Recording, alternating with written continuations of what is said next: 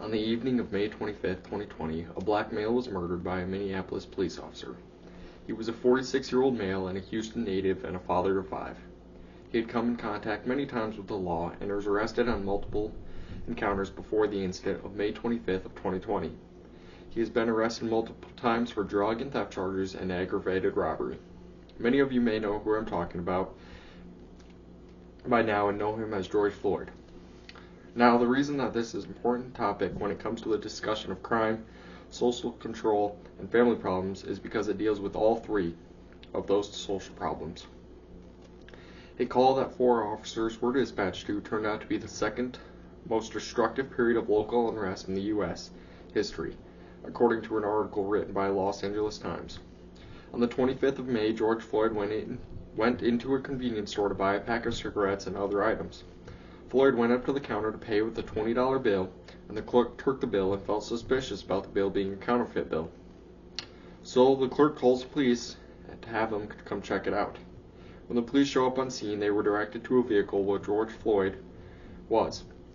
Upon contact, the officers immediately saw George Floyd and another occupant moving around a lot in the car and are very slow to doing what the police officers are telling them to do. George Floyd is immediately anxious and nervous about talking to the police and worried he's going to get shot by the police officer. He is repeatedly told to get out of the car and stop resisting, and this goes on for many minutes. Later, the officers put George Floyd into restraint, involving him on the ground due to him resisting so much. George Floyd is heard saying, "I can't breathe," multiple times from a video of police officers' body cam. George Floyd was later pronounced deceased at Hennepin County Medical Center in Minneapolis, Minnesota. There is a lot more details to the story of George Floyd's death and a video cam which can be seen in a documentary titled "The Fall of Minneapolis," and many articles that have more information dealing with this topic. But I am here to speak how it deals with Minneapolis riots and the social problems that come with it. Starting with the causes of the social problem in Minneapolis riots, the main cause of the riots was the local protesters protesting over the murder of George Floyd after video from bystanders and police officers' body cams had come out dealing with the incident. People have started protesting over police brutality and discrimination against black people.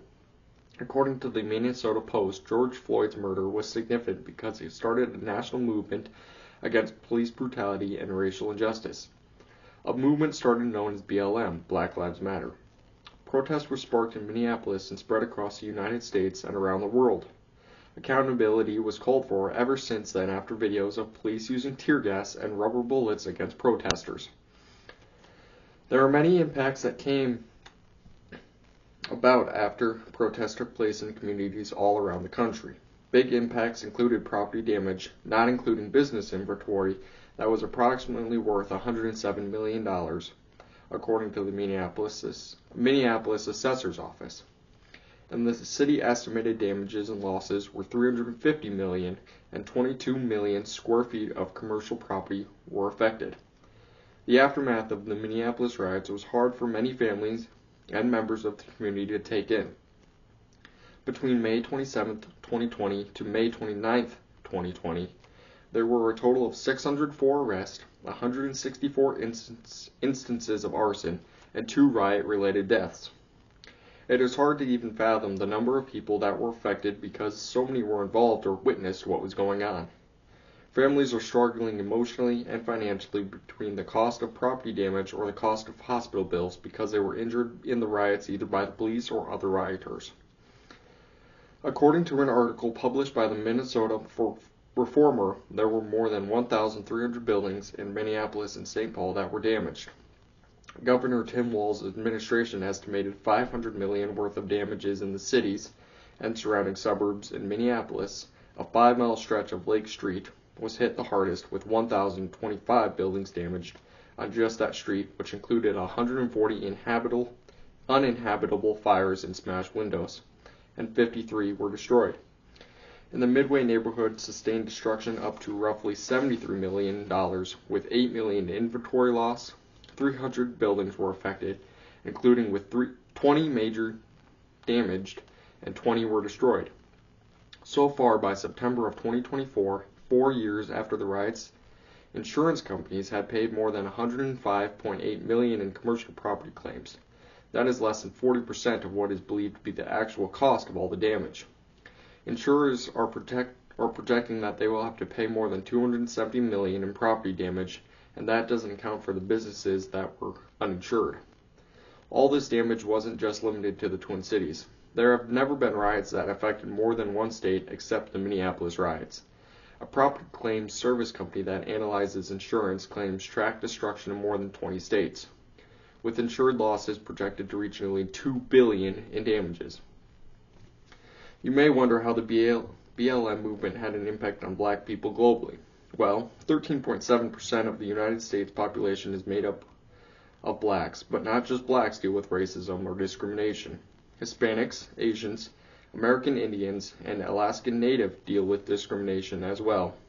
According to a survey taken by a Pew Research Center, says that at least half of the American Indian and Alaskan Native, blacks, and Hispanic adults, and at least 4 in 10 Asian adults say they have experienced at least one type of discrimination in daily life at least a few times in the past year.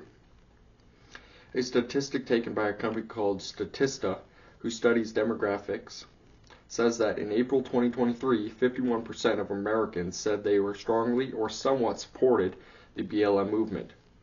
When looking into exactly who is affected by the social problem, it is hard to find exactly what age, race, or gender, because anyone can be affected by racism.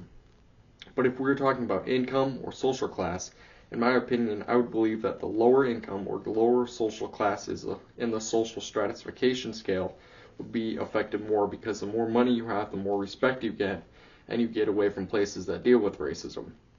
It seems that money, to some, is what makes them who they are. When there are riots that get to be as big as the Minneapolis riots or even the Los Angeles riots that happened in 1992, it is challenging for police and other law enforcers to control the riots or minimize them from happening. But some possible ways to help prevent riots from happening include addressing underlying social and economic qualities, have open communication between the city officials and authorities to the community, ensure fair policing practices, and actively respond to grievances before they escalate into unrest. You must address the root cause of the riot and then work on building trust with your community. The police force of Minneapolis was not prepared to the extent they needed to be when it came to the riots. After watching the documentary The Fall of Minneapolis, I felt the police force back down because they didn't know what to do. There was a scene of rioters taking over a police precinct, which is a building that is a main police station for a certain area and is usually guarded by a specific police force. And the police are supposed to guard the building. They grabbed their gear and took off, and then you can see rioters in the background start to take over the building and destroy it. Some other ways to promote peaceful protest by establishing clear guidelines for exercising riots to protest while being publicly acceptable. Educate activists on strategies for peaceful demonstrations of nonviolent protest, and lastly, dealing with the media. Utilize responsible reporting strategies to portray the protest movements in an acceptable manner.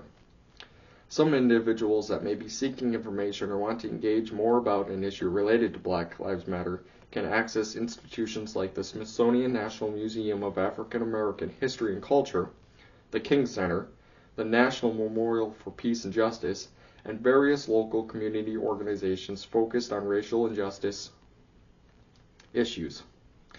There is also many educational campaigns that take place in schools that help teach about Black Lives Matter.